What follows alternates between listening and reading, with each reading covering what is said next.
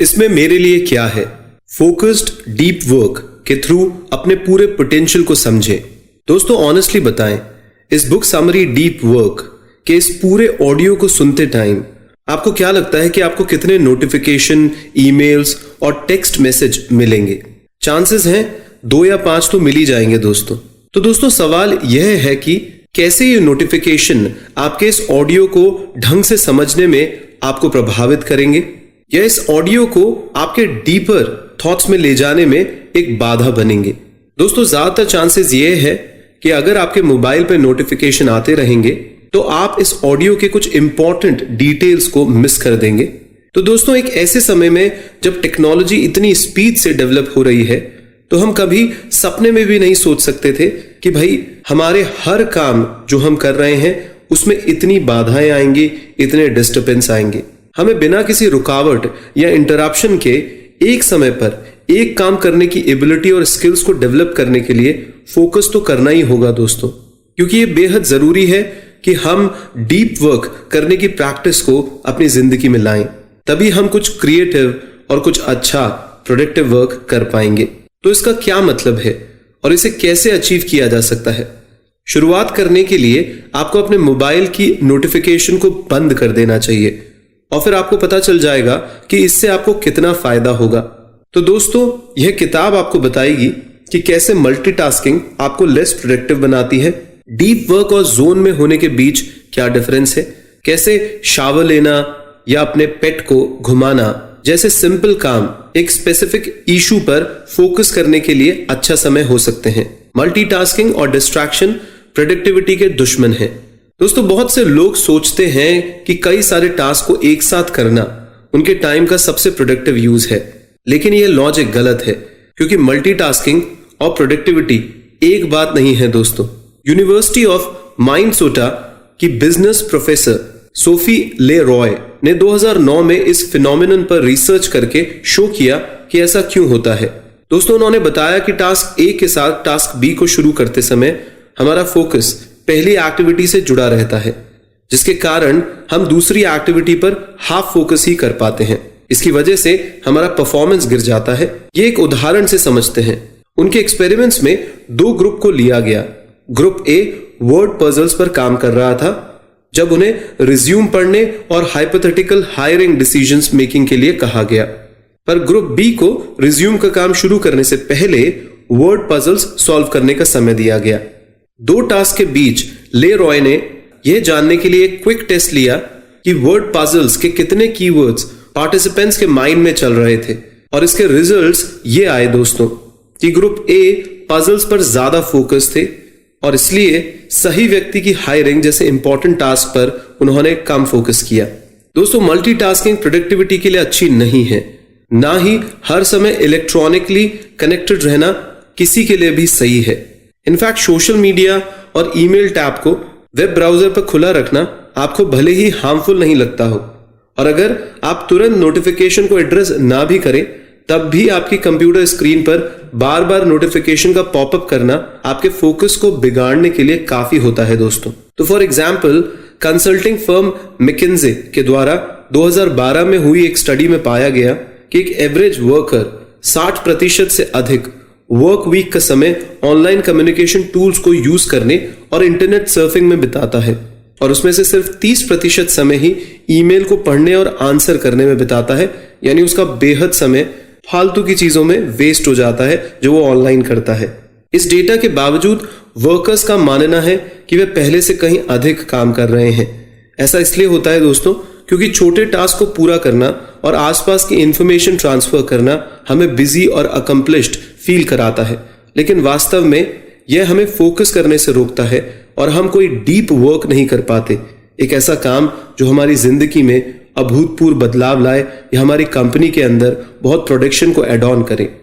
Deep work को achieve करने की डिफरेंट स्ट्रैटेजीज होती हैं दोस्तों, जिनमें से सभी में गोल की रिक्वायरमेंट होती है। अब आप कुछ रोड ब्लॉक्स को जानते हैं जो डीप वर्क को इफेक्ट करते हैं, लेकिन आप उन्हें कैसे ओवरकम कर सकते हैं इसकी कोई यूनिवर्सल स्ट्रैटेजी नहीं है दोस्तों, पर यहां कुछ तरीके हैं जो आपको मदद कर सकते हैं। पहला तरीका, मोनिस्टिक अप्रोच। यह स्ट्रैटेजी डिस्ट्रैक्शन के सभी सोर्सेस को एलिमिनेट करने और एक मॉन्क की तरह अकेले रहने पर काम करती है दोस्तों। सेकेंड अप्रोच को बाय मॉडल अप्रोच कहा जाता है, जिसमें एक लंबा समय अकेले रहकर मेन काम करने के लिए और बचे हुए समय को बाकी सभी कामों के लिए फ्री छोड़ा जाता है। थर्ड अप्रोच रिदमिक अप्रोच होती है। यह आइडिया डीप वर्क को टाइम ब्लॉक्स में यानी कि 90 मिनट में करने की हैबिट्स बनाना है।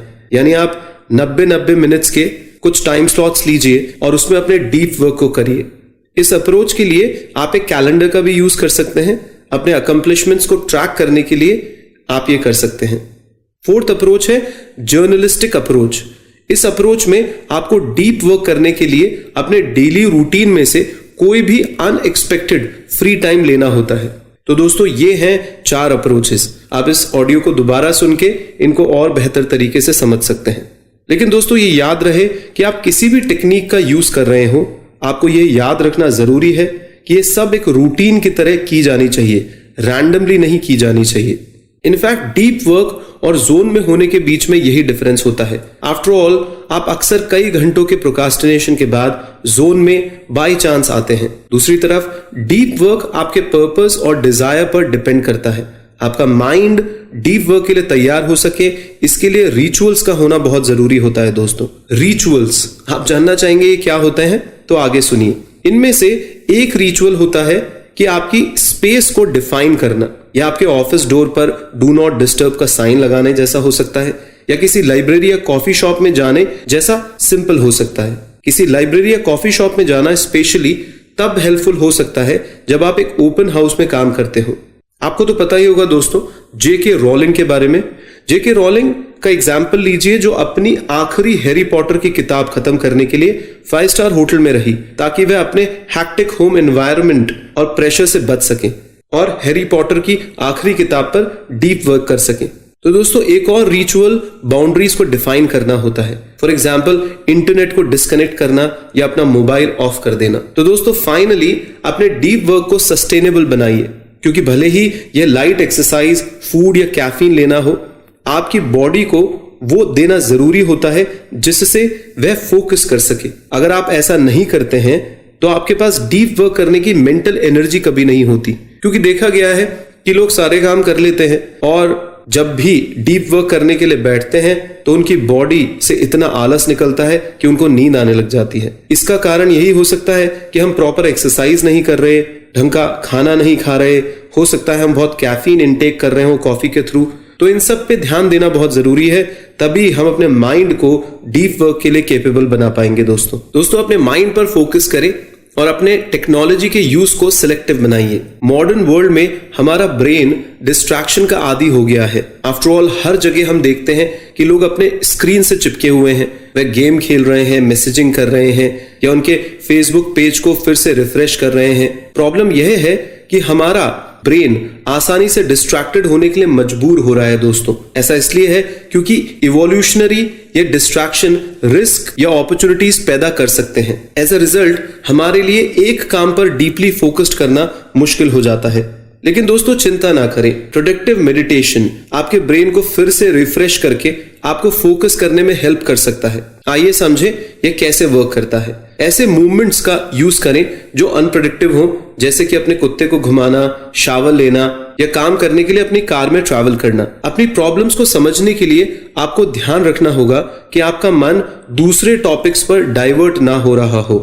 शुरुआत करने के लिए अपने आप से वो सवाल पूछें जो दी गई प्रॉब्लम्स को सॉल्व करने के लिए डिफरेंट इश्यूज को आइडेंटिफाई करते हैं। फिर एक बार जब आप एक स्पेसिफिक टारगेट को चुन लें तो अपने आप से कुछ एक्शन क्वेश्चंस पूछें, जैसे मुझे अपना गोल अकम्प्लिश करने के लिए क्या क्या काम करने की जरूरत है। आप इसे अपने ब्रेन के लिए एक ऐसे हार्डकोर वर्क रूटीन के रूप में देखें जो आपको फोकस डेवलप करने में मदद करेगा। सोशल मीडिया और इंटरनेट का यूज करते समय अपने इंटेंशंस का ध्यान में रखना बहुत जरूरी है दोस्तों। कई बार हम सोशल मीडिया पे जाते हैं, उसके पीछे रीजन क्या होता है कि जिन लोगों से आप रेगुलर नहीं मिल पा रहे, आप उन लोगों की गतिविधियों को देख सकें। पर कई बार ऐसा होता है कि वो लोग आपके टाउन में होते हैं, कई बार आपसे मिलने को कहते हैं और आप उनको मना कर देते हैं। तो यानी जो इंटेंशन है सोशल मीडिया का, हम वो पूरा नहीं करके हम सोशल मीडिया से एडिक्ट हो रहे हैं, इसके प्रति अवेयर रखना जरूरी है दोस्तों। सोशल मीडिया दोस्तों से और जो दुनिया में घट रहा है उसके प्रति अवेयर होने के लिए था, पर बार बार यूजलेस इंफॉर्मेशन देखने के लिए नहीं था और एडिक्ट होने के लिए नहीं था कि आप ज्यादा से ज्यादा चीजों को खोजते रहें सोशल मीडिया पर। क्योंकि ये एग्जाम्पल बहुत सिंपल है कि यदि आप फ्रेंड से टच में रहने के लिए फेसबुक का यूज करते हैं तो उसका यूज उन लोगों के साथ कम्युनिकेशन के लिए तो करें ही, लेकिन साथ ही ये एफर्ट्स भी करते रहें कि जब भी पॉसिबल हो आप उन लोगों के साथ पर्सनली मीटिंग करें, ना कि उनको अवॉइड कर दें पर्सनल मीटिंग में तो और सिर्फ फेसबुक से ही उन्हें मैसेज भेजते रहें। तो दोस्तों, अगर आप ऐसा नहीं कर पा रहे हैं तो कोल्ड टर्की बन जाए, यानी सोशल मीडिया को 30 दिनों के लिए छोड़ दें और इसके बाद अपने आप से पूछिए, क्या पिछले महीने मेरी लाइफ सोशल मीडिया के साथ बेहतर थी? क्या किसी ने इस पर ध्यान दिया कि मैंने उसका यूज बंद कर दिया है? यदि आपका आंसर दोनों सवालों के लिए नो है तो अपनी लाइफ को बेहतर बनाने के लिए आपको सोशल मीडिया को अपनी जिंदगी में बंद रखना ही बेस्ट ऑप्शन रहेगा। पर यदि आप इसका रिप्लाई यस में करते हैं तो फिर यह ठीक रहेगा कि आप सोशल मीडिया फिर से यूज करना शुरू कर दें। दोस्तों, एनर्जी रिस्टोर करने के लिए वर्क और फ्री टाइम दोनों को शेड्यूल करना जरूरी है। अक्सर ऑफिस से घर आने के बाद या पूरे दिन रूटीन वर्क करने के बाद हमारा कुछ भी करने का मन नहीं करता और हम में से बहुतों के लिए इसका मतलब है कि कोई ऐसा फिक्स टाइम स्लॉट नहीं होना जहां हमें टास्क कंप्लीट करने ही हैं। लेकिन विडंबना यानी चैलेंज यह है दोस्तों कि हर रात हम एक ही रूटीन में स्टक हो जाते हैं। हम टीवी देखते रहते हैं, हमारे फोन को स्क्रॉल करते रहते हैं या हमारे कंप्यूटर में घूरते रहते हैं, या फिर जब फाइनली हमारा सोने का समय होने लगता है तब हम घर आने के बाद से भी ज्यादा टायर्ड महसूस करते हैं और इस वजह से यह एक्ट हमारे अगले दिन के लिए बहुत लो एनर्जी में हमें छोड़ देती है, यानी दूसरे दिन सुबह उठने के बाद भी हमें थकान महसूस होती है। तो दोस्तों, आप इस सिचुएशन को कैसे अवॉइड कर सकते हैं? ध्यान से सुनिए। अपनी सब एक्टिविटीज को शेड्यूल करें। आप फ्री अप टाइम निकालिए जिसमें आप यह सोच सकें कि आप अपने टाइम को कैसे स्पेंड करेंगे। हर दिन की शुरुआत में एक ऐसा शेड्यूल बनाएं जिसमें अपने पूरे दिन को कम से कम 30 मिनट के टाइम ब्लॉक में डिवाइड किया हो। इस शेड्यूल में आपको वर्क और प्रोफेशनल टास्क जैसे ईमेल, रिलैक्स करने, खाने के लिए टाइम सेट करना, ये सारी चीजें होना बहुत जरूरी है। यह जरूरी नहीं है कि आपका शेड्यूल एक दिन में ही बदल जाए दोस्तों, लेकिन यदि ऐसा होता है तो अपने टाइम ब्लॉक्स को रीअरेंज करें अगर उसमें कोई दिक्कत आ रही है तो। इस एक्टिविटी का आइडिया किसी शेड्यूल को स्ट्रिक्टली फॉलो करना नहीं है दोस्तों, बल्कि अपने समय को प्रॉपर्ली स्पेंड करने की अवेयरनेस को कल्टिवेट करना है। तो दोस्तों, इसका मतलब यह है कि आपके इवनिंग्स और वीकेंड्स की प्लानिंग करने में भी यह आपकी एक बहुत महत्वपूर्ण की बन सकती है ताकि आप अपने स्पेसिफिक गोल्स पर एक्शन ले सकें। इसलिए ऑफिस में अपने कुछ रूल फॉलो करने की कोशिश करें दोस्तों, जैसे एक फिक्स टाइम के बाद अपने ईमेल को चेक ना करना। ऐसा करने से आप अपने माइंड को वो स्पेस देंगे जहां इसे शट डाउन करने की जरूरत है। तो दोस्तों, फाइनली अपने इवनिंग्स और वीकेंड्स के दौरान इंटरनेट एक्टिविटीज के अलावा अन्य एक्टिविटीज की प्लानिंग करते हुए आपको अपने माइंड और बॉडी को फिर से रिवाइटलाइज करने में हेल्प मिल सकती है। हो सकता है यह रीडिंग, एक्सरसाइज या लव्ड वन के साथ कुछ क्वालिटी टाइम स्पेंड करना हो। जो भी आप करें आप करिए, पर आइडिया है कि आप क्विकली रिवाइटलाइज करें जिससे आप अपने कुछ डीप वर्क के लिए थोड़ा समय निकाल पाएं।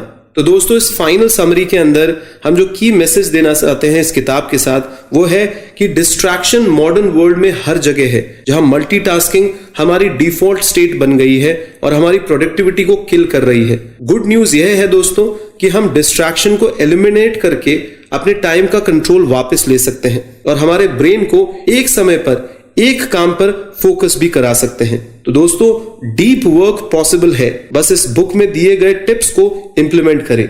मेरी शुभकामनाएं